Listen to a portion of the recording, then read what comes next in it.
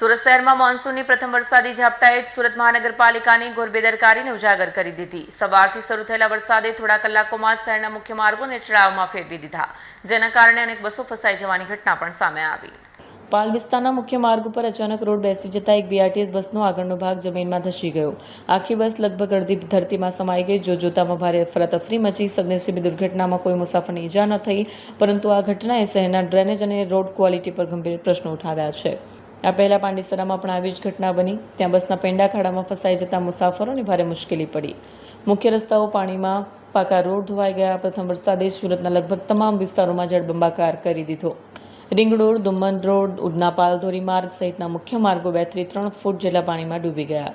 Pre મોન્સૂનની આ pole સામે સ્થાનિક લોકોએ પાલિકા તંત્ર પર બેકારીના આક્ષેપો કર્યા છે। પાલિકાએ ડ્રેનેજ સિસ્ટમ અને રોડની ગુણવત્તા પર ધ્યાન ન આપ્યું તો આવી ઘટનાઓ વધતી રહેશે। એક સ્થાનિકે ગુસ્સો વ્યક્ત કર્યો છે।